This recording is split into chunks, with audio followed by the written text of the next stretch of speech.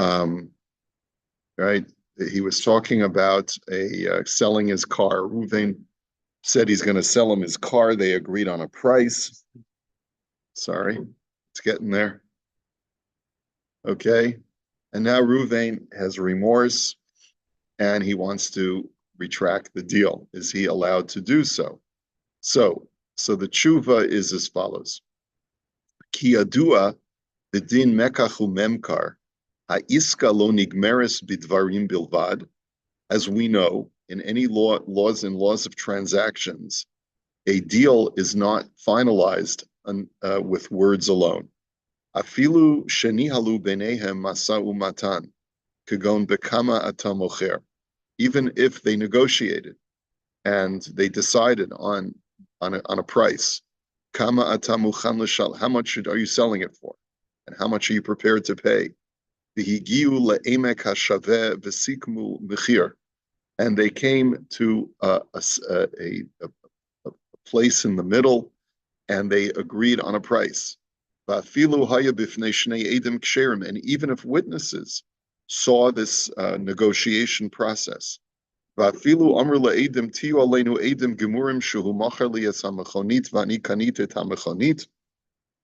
even if the one of the parties said to witnesses, or both parties said to the witnesses, you guys are witness that we've agreed at a price, and this is the transaction that we're going to make.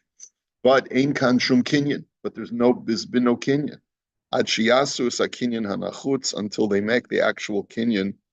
Imzeh metaltalim kedinam, vimzeh karkos kedinam, vim balei chayim kedinam. And there is a method of kinyan depending upon the item that's being sold, whether it's chattel, whether it's a real estate, whether it's animals. Well, there's a kinyan sudar, kinyan chalipin. There's a kinyan meshicha, of pulling an animal. There's a kinyan hagba'ah, of lifting something up. Ula'achar shenigmar hamekach b'kinyan hamoyel, ein echad mehem yachol lachzer bo afilu im lo hayu edim, im shnei amodim shahaya kinyan. So once the kinyan has been made, neither party is allowed to withdraw from the transaction, even if there were no witnesses. Witnesses are only there to verify that something took place if it goes to Beis Din. But halachically, if you and I made a kinyan without any witnesses, both parties are still mechuyev, we're still obligated to follow through on that transaction. Now, aval im lo asu shum kinyan kamo b'mikre hazeh sherak ha'isa havtach.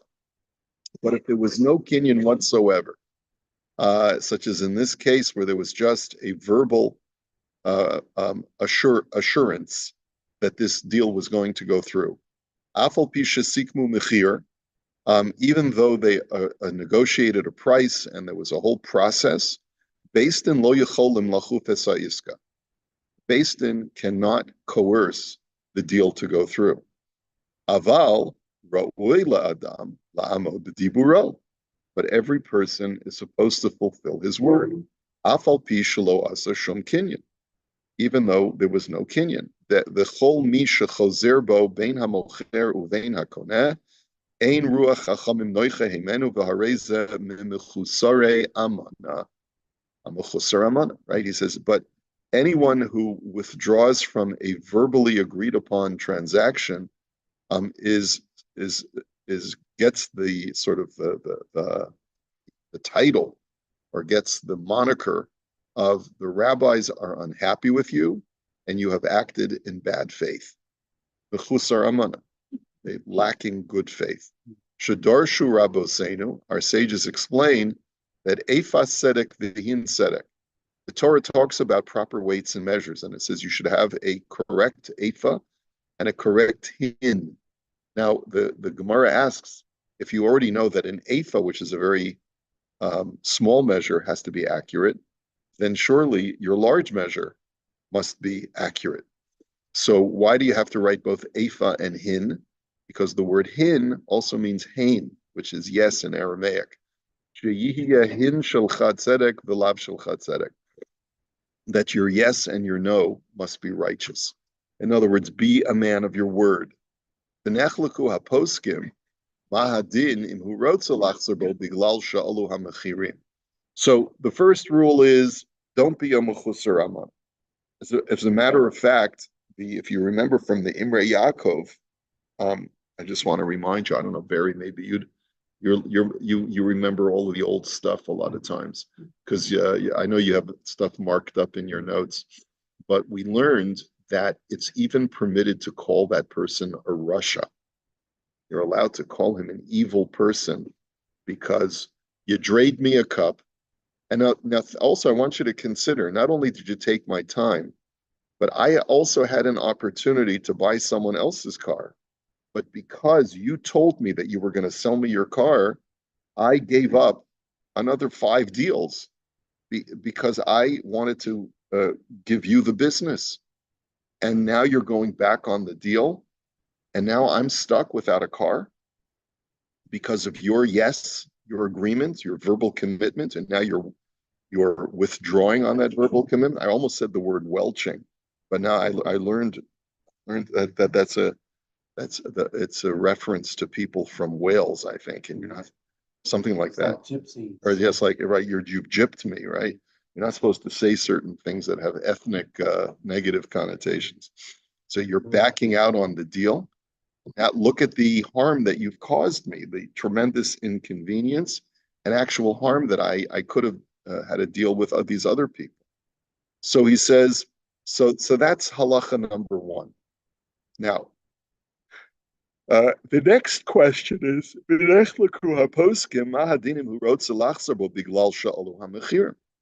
now there's a machlokes.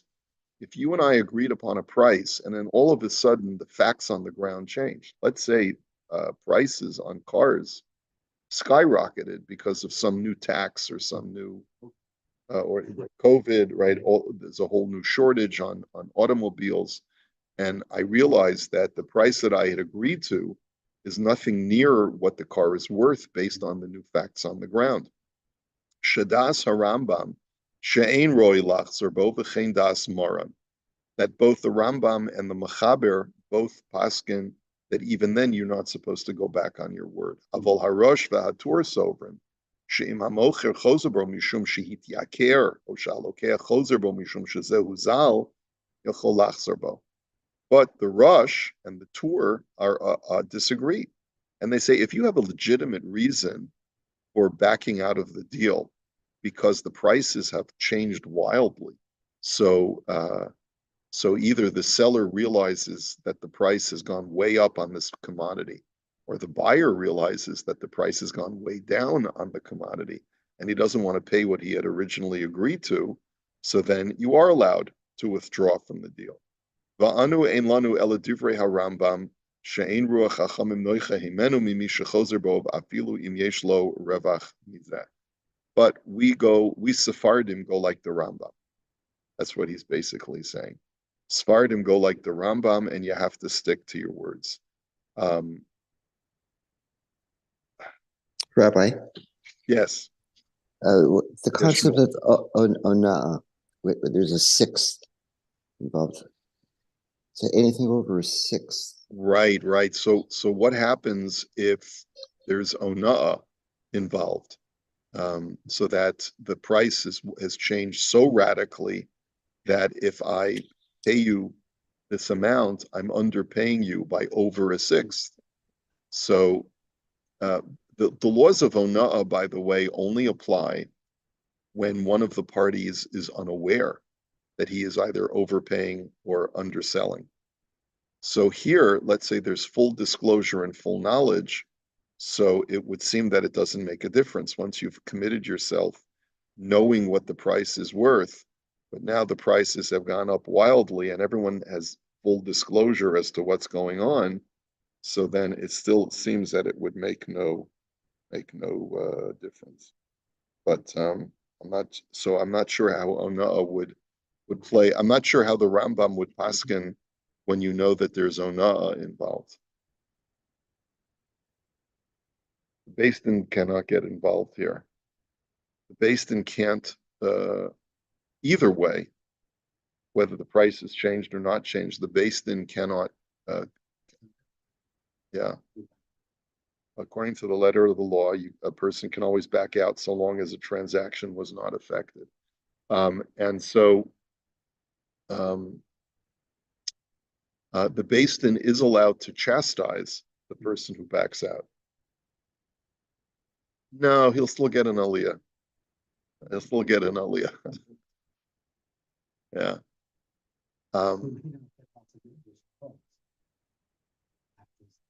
Another rabbi in the community was telling me that he had a terrible dispute between two members of his shul. And like they were yelling at each other, and one guy slapped the other guy. And he told them both they couldn't come back to shul until they resolved their differences. So sometimes these things can get really nasty, but you have to know what the halachic right of each party is. Okay, and it could be that someone is behaving unethically, but it's not actionable. That's really the point of this. This is the one of the first things we learned when we learned the Imre Yaakov. So he says, "V'lo rak zeh, elagam adam shehivtiach lechavero latet lo matana." But it's not only in a case of a transaction. Let's say someone promised to give a friend a gift or do a friend a favor for free. Imhi matana mu'etet, shesamcha daito shel mekabel hamatana b'shoshuhiti. Well, if it was a relatively small gift, like I'll pick you up tomorrow to take you somewhere, or I'm going to drop off a book at your house that I want to give you. And the fellow was relying on it. In other words, the reason why it has to be a small gift is because if someone said, I'm going to give you a new car, so the guy says, yeah, right. And there's no sense of what we call smichus das. There's no expectation, there's no reliance on that verbal commitment because it's an exorbitant thing. But if it's a small thing and it's reasonable for another person to take him seriously, im choser bohu nikra mimechusare amana. So then even if a person withdraws on that and doesn't fulfill their word, they're also called a mechusar amana. Okay, so even just saying to a person, I'm going to pick you up tomorrow, and then he doesn't, be careful what you commit to. And I think I'm certainly guilty of this. I've made commitments and just overextended myself and have disappointed people. And you have to be very careful about that. Even you just tell a person, I'm going to call you back, and then you don't call them back. That's a mechusar amana. Be a man of your word, right? And we all fail at one point or another, but you have to try to take this halacha seriously. I don't think that helps. I'll tell you, Ron. I'm going to call you back, Ron, later this afternoon. Beli netter, right? How does that change things? I made a commitment to you. You're relying on that. You've been waiting to talk to me, um, and I don't call you back. That's not okay. You say it, so you should say, it's been a very, very busy time. Let's work this out. I'm going to try my best to call you back this afternoon. If you don't hear from me by 6 p.m. this evening, could you please call me? Could you please try me again? That would be, it reduces the reliance. Yeah.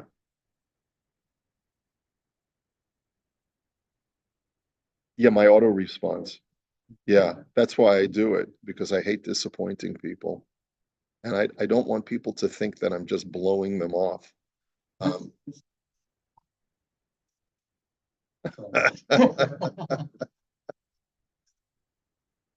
okay. Uh, I'm still a dinosaur. I remember when there was no email. So before email, life was wonderful. You had no responsibilities. Uh, and it was even better when there was no answering machines. Because you had no obligations. People are much more anxious today because of all of the people we have to get back to, right? Anyway,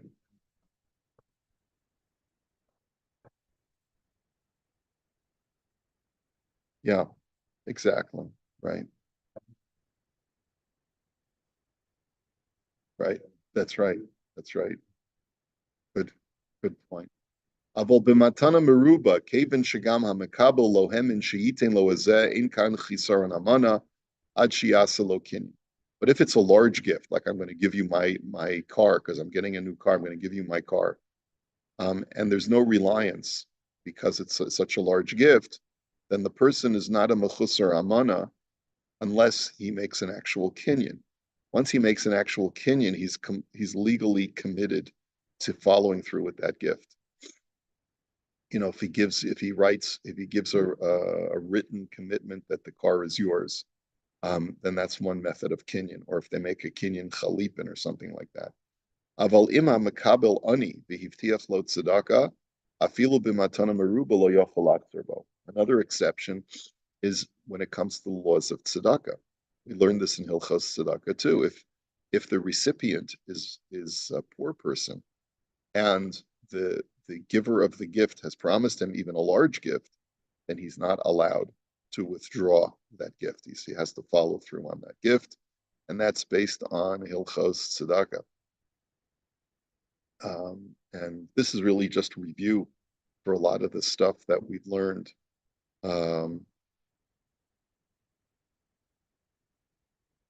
So let's take a look at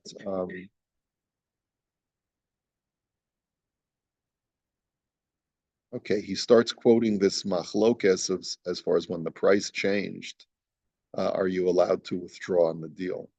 Now, veheiranu harav hagon rav Elon fuchtunger shlita, v'hinei betosus bava metzia divra maschel moder Rebbe Yehuda, mavur da'asr lachsabo machmashini hashar kamo she'ein lachsabo b'matana muetes. He says Tosfos seems to be of the opinion that you're not allowed to go back on a deal that you've committed to verbally, even when the price has changed. The imkain yotze lefizeh shekamo shemuter lachzer bo mimatana meruba kemavor besug yasham, hu adin shemuter lachzer bo b'mecher shenishtana hashar b'shinoi mashmeuti.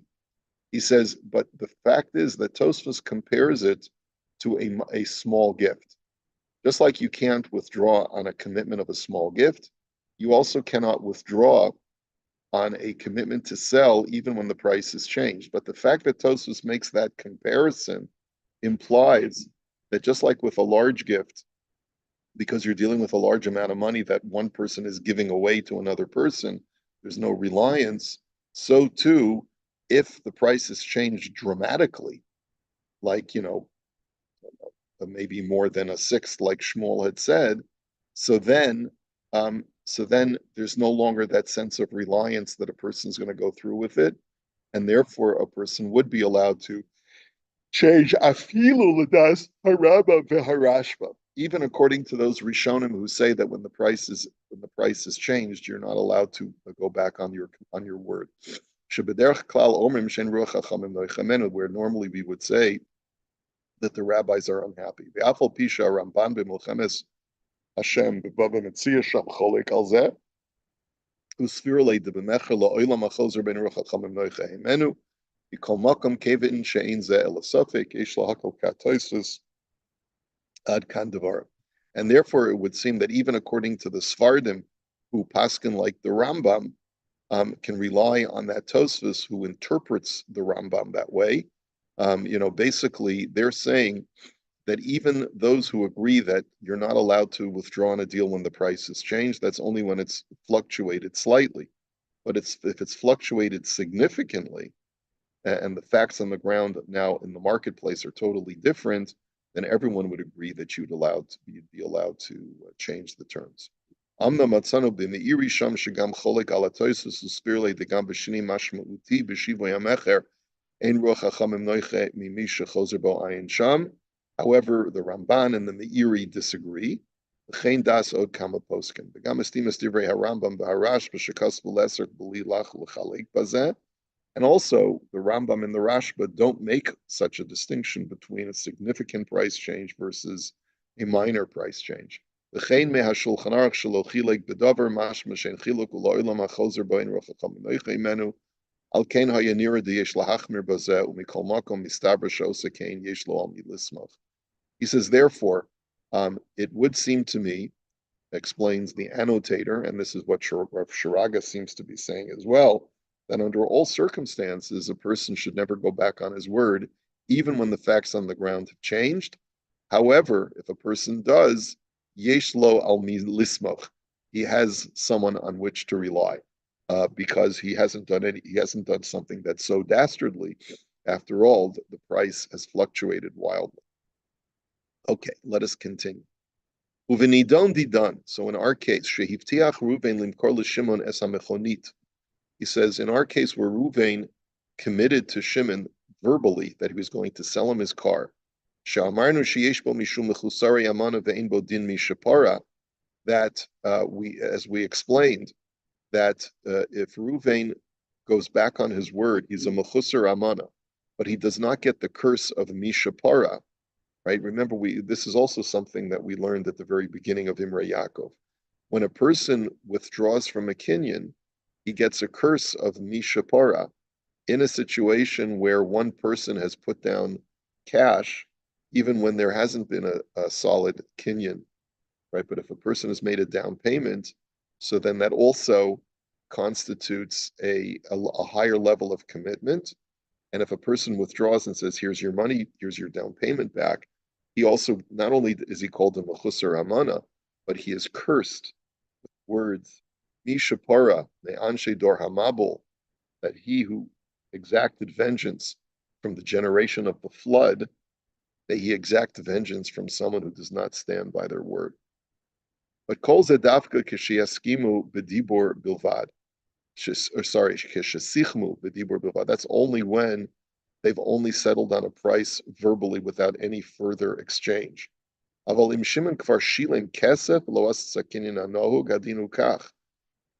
if Shimon already put down money, or even if he gave the full amount, but there was no kinyan, so then the halacha is as follows. Das Rabbi Yochanan hu shemin haTorah hamosh adam shilim konos lo shenemar b'nosan hakesef v'kom lo. According to Rabbi Yochanan, putting down cash, exchanging cash, is in itself a form of kinyan. Okay? However, das Reish Lakish shedin Torah Mashicha koinem. But Reish Lakish disagrees, and he says no, until an actual kinyan has been made on the object being sold, then there's no full kinyan. Kolomar shetzarach limshoch es hachefetz, which would require Shimon the buyer to actually take possession physically of the object that he's purchasing. In the case of a car, it would mean taking possession of the car keys. Okay, v'halacha k'Reb Yochanan shemos konos midin Torah. The halacha is like Reb Yochanan, that midioraisa, the transaction is completed once money is exchanged. However, aval chachamim tiknu shekesef eino kona ad sheimshoch kedei shelo yomer hamocher lekona nisrafu chitecha ba'aliyah. But the Gemara states that the rabbis said that even though midioraisa, exchanging cash, consummates the deal, the rabbis said, no, we're going to put a stop to that. And why? Why is that? Let's say I pay you for 100 bushels of wheat. Okay, where are the 100 bushels? In your silo. I give you cash for that. So midioraisa, I now am the owner of the 100 bushels of wheat. But the next day you come to me and you say, oh, I'm sorry, I had a fire on my farm and the 100 bushels and my silo completely burned down. Sorry about that, my friend, but they were your wheat at the time, so I owe you nothing. So the rabbis therefore said, in order to avoid a situation like that, where the guy says, oh, you won't believe it, you paid me for the car last night. This morning, it spontaneously combusted, which does happen, right? In other words, I was just reading about this. Some cars will just spontaneously go up in flames. And he says, oh my gosh, you wouldn't believe it. Before you had a chance to pick up the car, this morning I went to my garage and there was smoke coming out. The car exploded. I don't know what happened. Sorry. Have a nice day, right? Can't do that. So the rabbis therefore paskin that until you actually take physical possession, car is not yours. Lachein adam sheshilem kesef liknos eze davar, ve'achar kach hamocher mischare. And therefore, if a person actually pays cash, and then the seller has remorse, so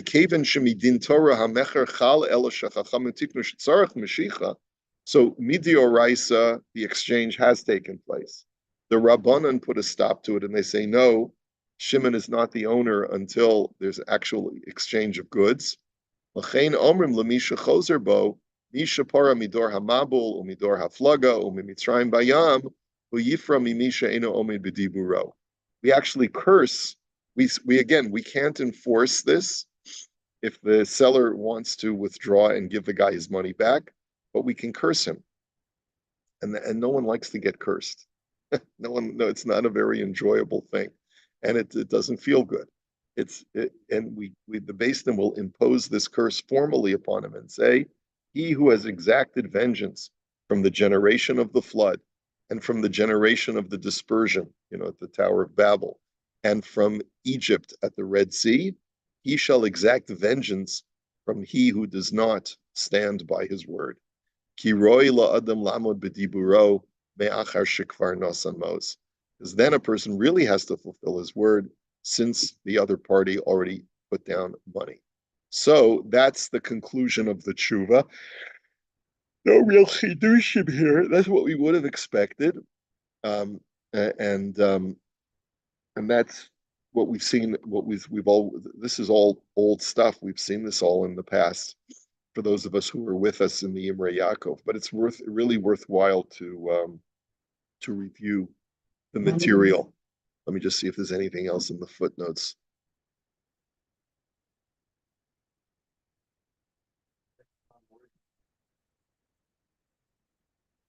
Yeah, and as you can see, it's one of those measures that the rabbis took in order to try to get people to be nice to each other and do right by each other. And so that's why we have such a strong ethic within the Jewish community.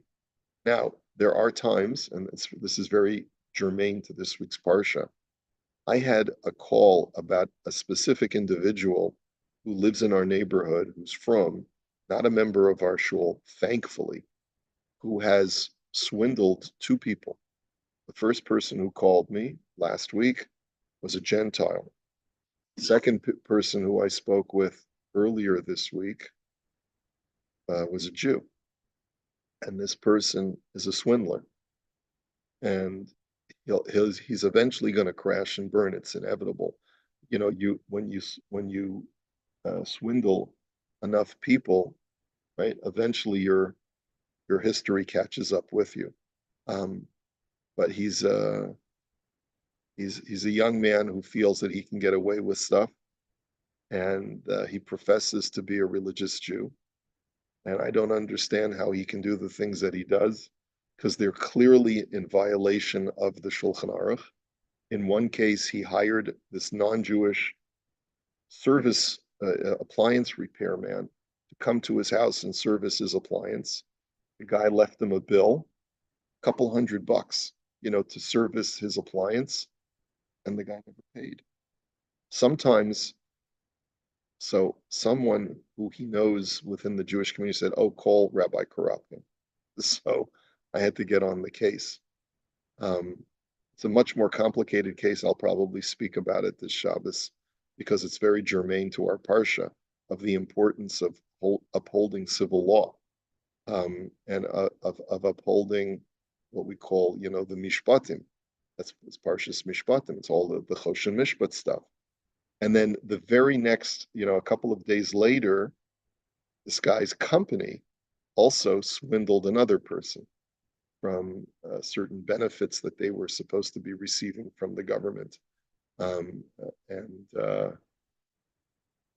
It's you sort of, when you study these halachos and you understand how strong the work ethic is baked into Judaism, it's hard to understand how a person can profess to be an Orthodox Jew and yet still completely ignore the very strong work ethic within Judaism.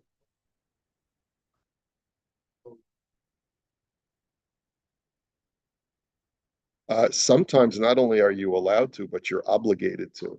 But that's part of the issue. So we'll hold it here.